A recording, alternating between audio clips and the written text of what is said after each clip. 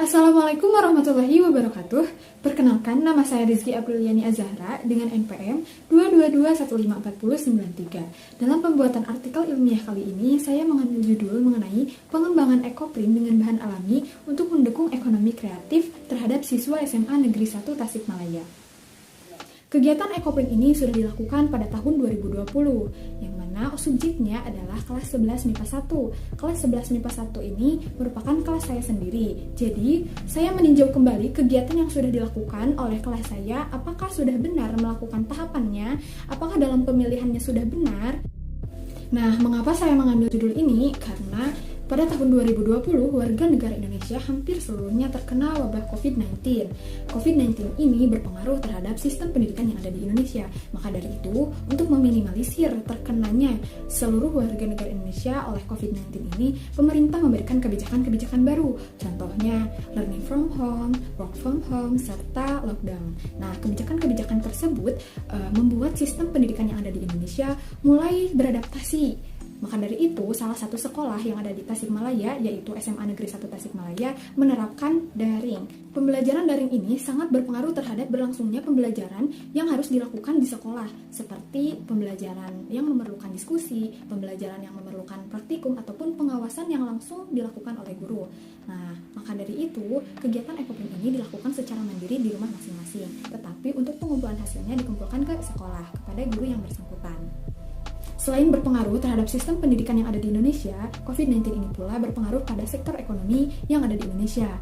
Menurut Badan Pusat Statistik, pertumbuhan ekonomi yang ada di Indonesia mengalami penurunan sebanyak 2,41%. Nah, maka dari itu saya berpikir bahwasannya kita harus mendukung kebijakan pemerintah mengenai ekonomi kreatif.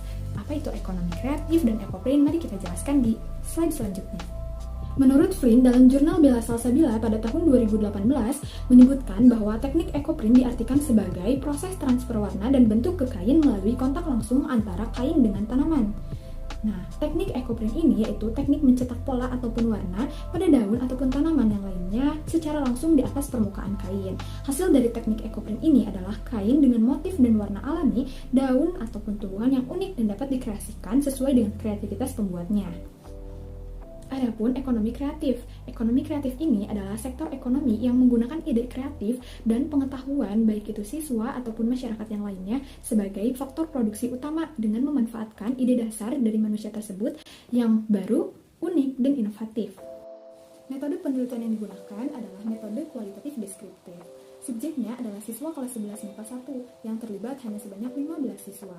Data penelitian ini diperoleh dengan mengumpulkan hasil dan video pembuatan ekoprint yang dilakukan secara mandiri melalui link Google Drive. Pada tahap pelaksanaan ekoprint ini memerlukan beberapa media seperti tote yang berwarna putih, kain polos yang berwarna putih untuk taplak meja, serta baju yang berwarna putih. Beberapa langkah pendekatan yang dilakukan adalah berbasis individu, komprehensif, serta berbasis potensi lokal. Adapun prosedur pengembangan ekoprint ini terdiri dari 4 tahap, yaitu pengenalan, persiapan, pembuatan, serta hasil.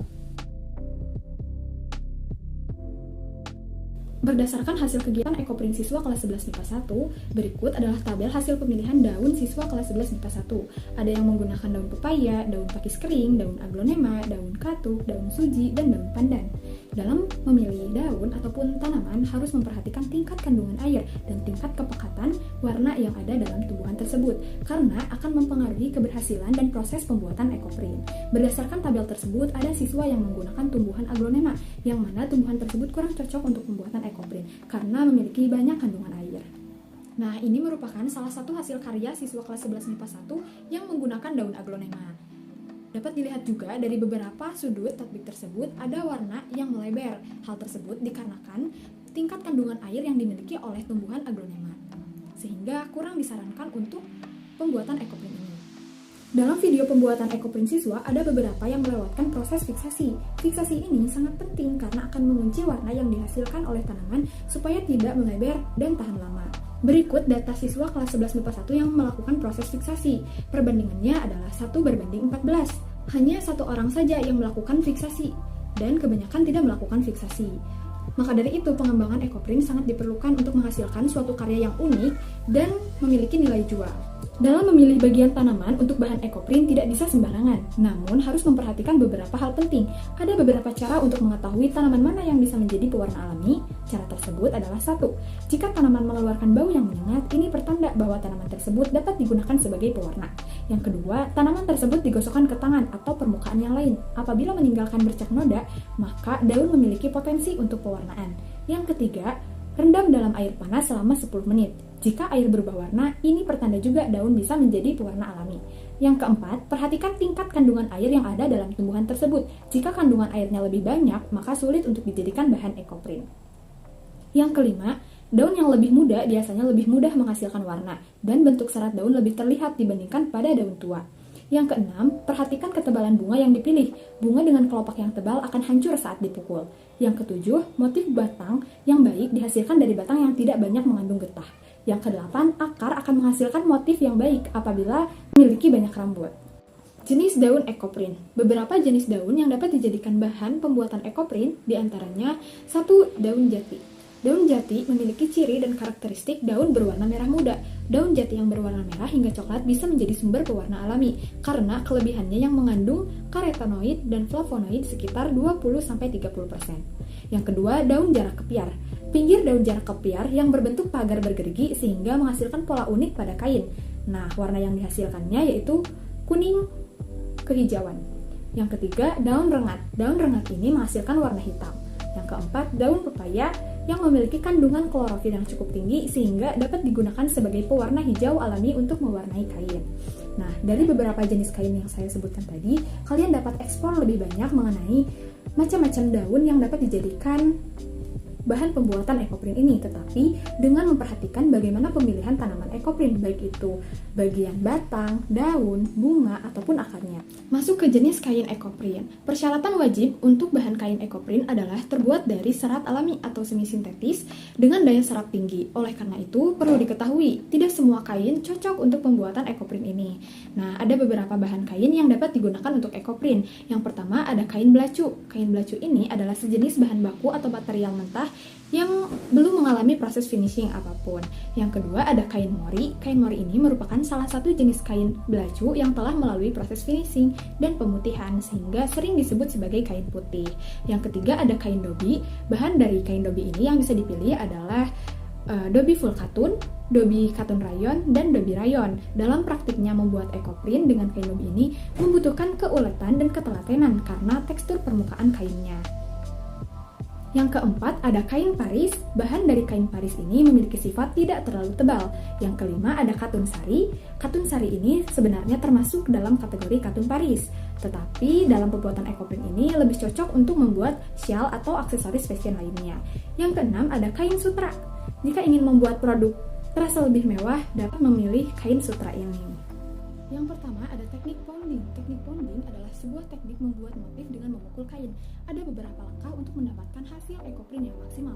Yang pertama, siapkan kain, kertas koran sebagai alas, plastik, palu tawas, dan beberapa bagian tumbuhan yang mengandung pigmen berwarna. Lalu bentangkan kertas koran tersebut sebagai alasnya dan bentangkan juga kain di atas kertas koran tersebut. Susun sedemikian rupa tanaman sehingga menghasilkan motif dan pola yang menarik. Kemudian pukul bagian kain yang ada bunganya. Setelah dipukul, diamkan kain terlebih dahulu kurang lebih 5-8 menit. Lalu bersihkan kain dari sisa-sisa daun yang menempel pada kain tersebut. Lalu rendam kain menggunakan air tawas supaya warnanya tidak luntur saat proses pencucian. Jemur kain sampai kering dan kain ekoprint siap digunakan. Yang kedua ada teknik steaming. Teknik steaming adalah sebuah teknik yang mendapatkan motif dengan cara dikukus. Adapun langkahnya yaitu ambil kain yang berwarna putih, siapkan tanaman tersebut, lalu taruh di kain tersebut dan gulung kain, lipat dibagi dua dan ikat kain tersebut dengan kuat menggunakan tali rafia. Kukus kain tersebut selama 2 jam agar daun yang dikukus dapat mengeluarkan pigmen warna yang menarik. Angkat kain lalu pisahkan sisa daun yang masih menempel, jemur kain tersebut hingga kering dan kain ekoprint siap digunakan. Saat mengukusnya, air dicampur dengan cuka dengan perbandingan 1:3. Yang ketiga ada teknik fermentasi daun. Adapun langkah-langkahnya yang pertama, kumpulkan daun, bunga atau bagian tanaman yang lain yang mengandung pigmen warna alami, lalu rendam dalam air cuka agar warna bagian tanaman tersebut terlihat jelas.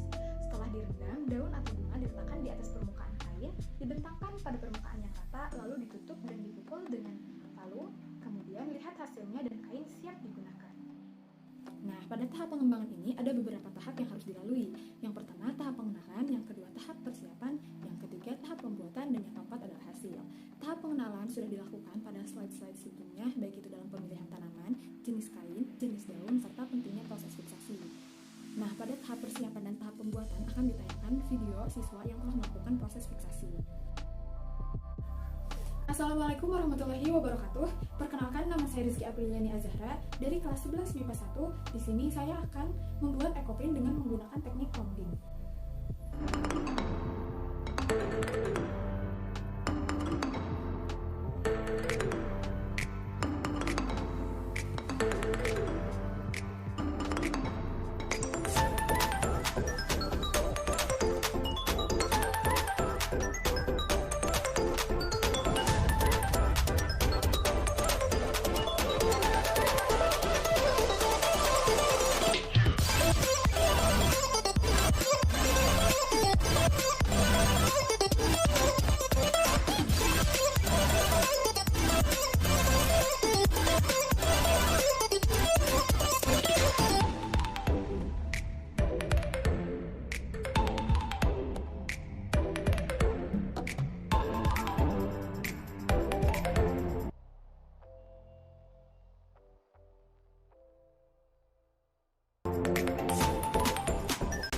Berikut adalah beberapa hasil ekoprint para siswa kelas 11 MIPA 1 dalam media baju, tote bag, serta taplak meja.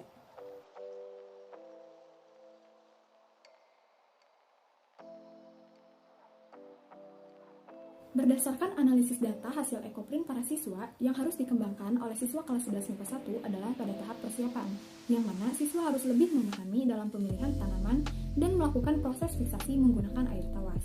Penting sekali untuk mengetahui aspek apa saja yang dapat mempengaruhi dalam keberhasilan pembelajaran ekoprint ini. Kita harus selektif dalam pemilihan tersebut, baik itu dari bagian batang, bunga, daun, dan akar. Kunci utamanya itu tidak meninggalkan proses fiksasi. Kegiatan ekoprint ini dapat menumbuhkan karakter kreatif dan memiliki daya saing pada masing-masing siswa. Hal ini dapat dilihat dari video pengerjaan siswa yang mengikuti dengan baik setiap langkah-langkahnya. Nah, karena bahan utama dari ekoprint ini adalah tumbuhan, yang mana itu bisa didapatkan di sekitar lingkungan kita, maka dari itu alam berperan penting dalam pemenuhan kebutuhan manusia, yang tentunya harus kita jaga dan rawat. Penelitian ini terkait dengan pengembangan ilmu pengetahuan diharapkan dapat menambah dasar pengetahuan dalam pembuatan ekoprint. Mungkin dari saya cukup sekian. Mohon maaf apabila ada kesalahan. Wabillahi taufiq wal hidayah. Wassalamualaikum warahmatullahi wabarakatuh.